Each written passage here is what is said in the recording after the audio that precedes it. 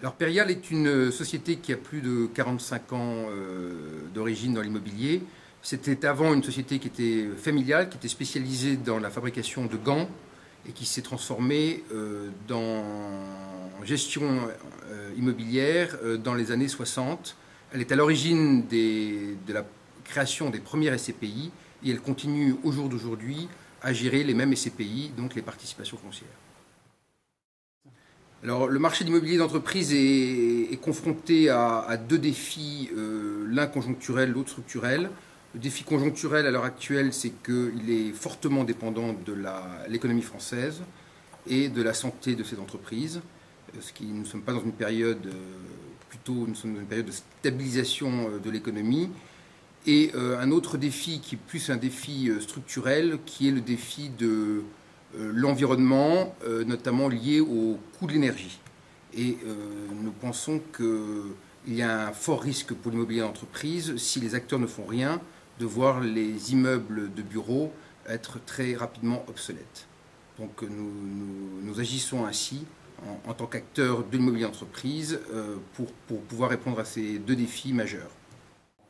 Alors, en tant qu'acteurs de l'immobilier d'entreprise, nous ne pouvions pas donc ignorer les enjeux liés au développement durable et à la consommation d'énergie. Et lorsque nous avons décidé de créer une nouvelle SCPI en 2009, une SCPI spécialisée en immobilier d'entreprise, donc PFO2, nous avons décidé d'intégrer dans ces critères de sélection les critères environnementaux que nous intégrons dès l'acquisition des immeubles, parce que nous sommes convaincus que c'est une tendance de longue durée et non pas un effet de mode, notamment puisque l'État nous a fixé des objectifs à l'ensemble du secteur immobilier qui sont compris dans le Grenelle de l'environnement, qui est de réduire la consommation d'énergie donc de l'ensemble du parc immobilier français.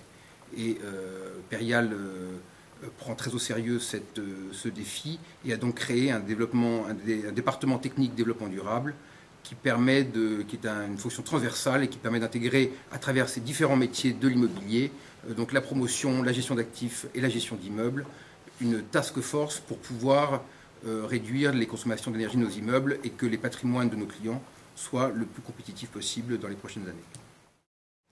Alors pour PFO2, nous avons connu une très forte croissance sur ces dernières années, sur ces derniers mois également.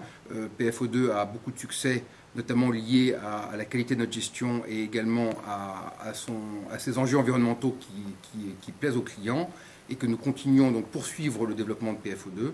Nous allons demander une autorisation d'augmentation de capital à la prochaine Assemblée générale.